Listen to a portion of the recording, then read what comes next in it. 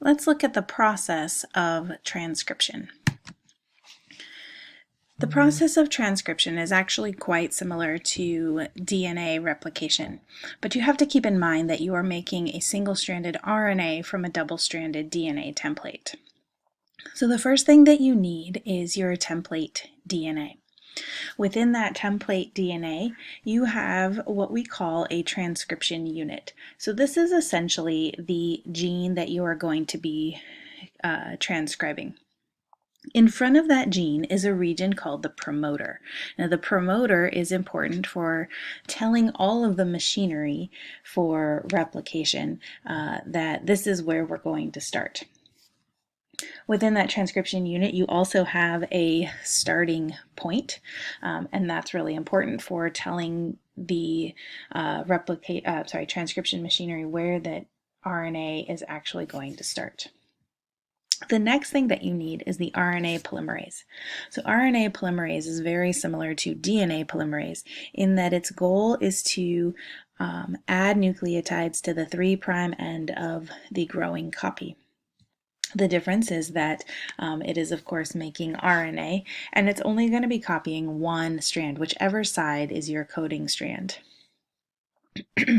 Just like DNA, your RNA has a 5' to 3' polarity, and so, as I said, RNA polymerase can only add to that 3' end. So your mRNA transcript is also going to have a 5' and a 3' end. Your ultimate goal of transcription is to make a complementary messenger RNA that is just the sequence of the gene that you need. So transcription happens in 3 steps. The first step is initiation. So let's look at a little bit more detail in this transcription unit in our coding strand. So our DNA is double-stranded, and within that double strand are the genes that we want to encode. Again, we have the promoter that occurs ahead of the gene that we want to transcribe. And within that promoter is a special region called the Tata box. And the reason it's called the Tata box is that it's a concentration of A's and T's. Not rocket science there. And also within that promoter is the start point. So we have our transcription proteins that are going to bind at the promoter, and they're going to start making the messenger RNA right at that start point. And from that start point, they're going to continue to make your messenger RNA until the end of that gene. So during initiation, some special proteins called transcription factors bind to the promoter region. Now the transcription factors are important because they regulate where and when a gene is going to be expressed. And we're not going to talk about gene regulation in this class. It's a quite complicated molecular biology technique, but I do want you to understand that the role of the transcription factors is to regulate when and where those genes are turned on. Because not all genes are expressed in all cells. All cells contain all of the genetic information, but your eye cells are coding very different genes than your skin cells, which are coding very different genes than your neurons or your liver.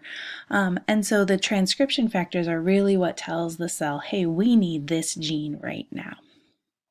The second role of the transcription factors is to guide the binding of RNA polymerase. So RNA polymerase is a really big molecule, and it's sort of a multi-purpose molecule. So it recognizes that those transcription factors are there, and it goes and it binds your DNA template strand.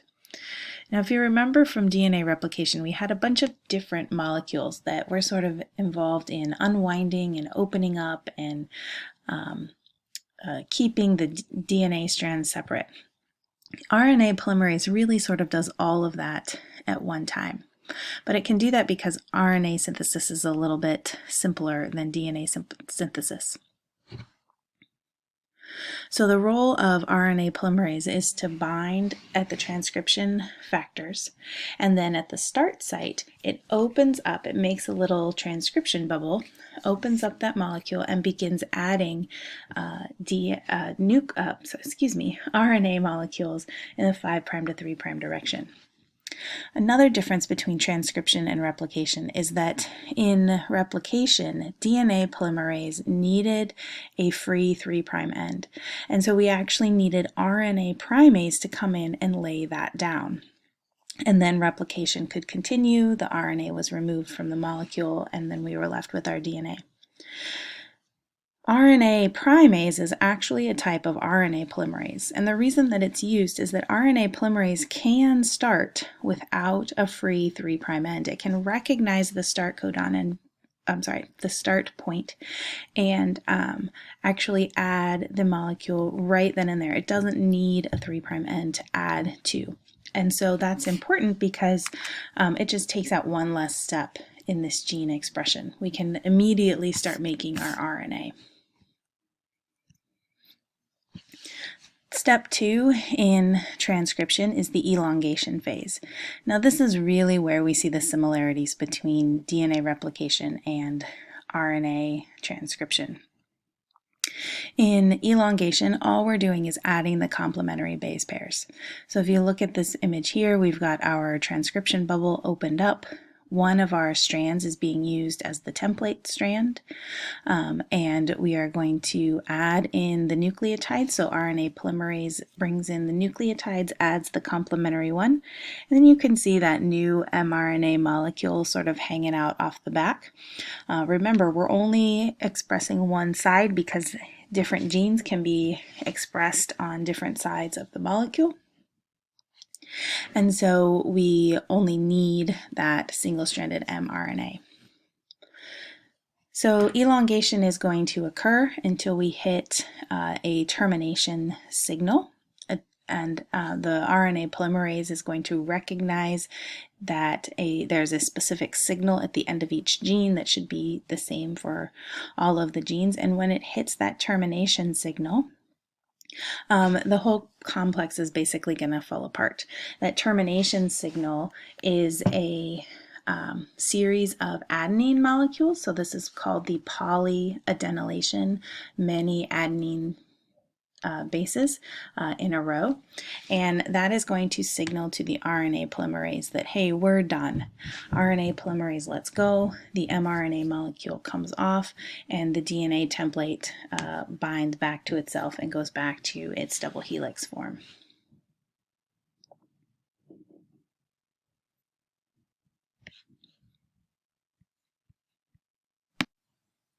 Now, if you are a bacteria, your messenger RNA can immediately move on to translation.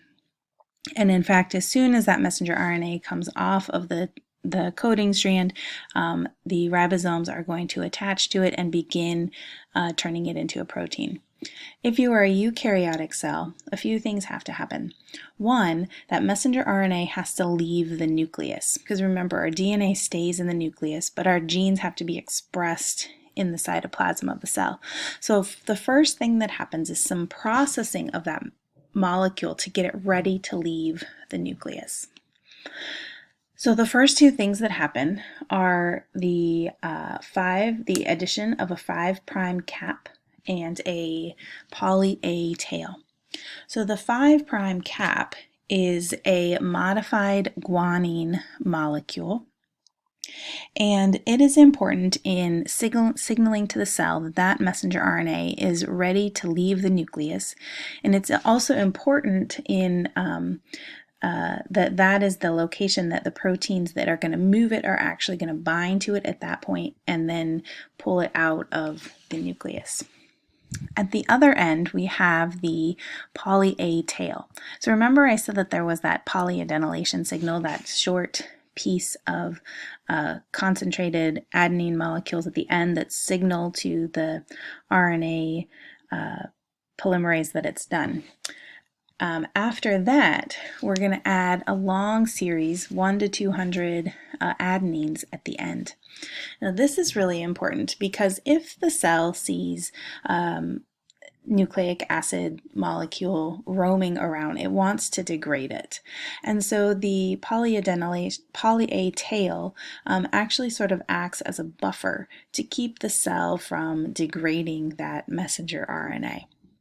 Now, eventually, the cell will break it down and new messenger RNA can be produced. But the point of this poly A tail is to protect it from any degradation that might happen. It also provides some stability to this molecule. So this is a single-stranded molecule that's going to want to fold back on itself. It's probably long and thin. So it just sort of helps stabilize this molecule and keep it intact. The next thing we have to do is something called RNA splicing. Now this is done by a molecule called, a protein called a spliceosome. And if you were to look at a gene, you would find that in eukaryotes, there are sections that are coding for that gene and that are going to end up in that final messenger RNA. And then there are non-coding regions. And those non-coding regions are actually quite important. They have to do with binding for different processes within the cell, different ways that you can put a gene together and things like that. But before you can actually express your protein, you need to take out the pieces that you don't need. Those pieces are called introns. They're called introns because they are intervening sequences, and they're intervening sequences that are going to be removed. So in this diagram here, we have our 5' cap, and then our orange regions are what we call exons. Exons are sections of the gene that are coding, and they are going to be spliced together or put together to make our final gene product. Those introns, those intervening sequences, are going to be cut out and taken away and not part of the final messenger RNA. So you can see that our actual coding segment of our gene, of our messenger RNA, is much smaller than the original piece that was copied from the DNA. So in the process of RNA splicing, the cell will take out the introns and then connect the exons together. So if we look at that spliceosome up on the top, it looks a little bit complicated, but basically it's a small group of proteins that hang on to either end, the outside exons, remove that intron, and then stick them together. And it's got to hold on to everything so that it doesn't lose any pieces. One other important function of the spliceosome, and one of the purposes of RNA processing, is something called alternative splicing. So we have these introns and we have these exons. And when researchers started to look at how genes were actually put together, they noticed that a single gene can actually code for multiple related proteins. And this is due to something called alternative splicing. In alternative splicing, you can make different combinations of exons and different combinations of introns and exons. So in two different cells, I'm sorry, not in two different cells. Yes, actually in two different cells. In two different situations, you can use the same gene to code for slightly different proteins. So an example of this would be a gene called the DSX gene in the fruit fly. And in this gene, in males, it's actually put together in one way. And in females, it's actually put together in a different way. And when it's put together in a slightly different way, you get a protein that is required for female development. So you can, within the cell, sort of change the way these introns and exons are put together. This image here just shows examples of how they can be put together differently. I'm not going to ask you about these different types of alternative splicing. I just want you to understand what it is, and so I put an example in of how these can be spliced together. So I like this picture. This is a picture from the genetics textbook that I use. It just sort of shows an overview of the summary of RNA processing. So we have our introns and exons here, This is our coding region of the gene. If we're drawing it as a messenger RNA here, we have our single-stranded molecule. And then we have our alternating exons and introns. We can see that modified 5' cap. Again, that is for moving the messenger RNA out of the cell. And then we've got that polyadenylation signal there that is going to limit degradation of this nucleotide molecule. And then, of course, at the bottom, we have removed all of our exons. And we have connected we've removed all of our introns and we've connected all of our exons. And here we have our fully processed messenger RNA, and that is ready to go into the process of translation.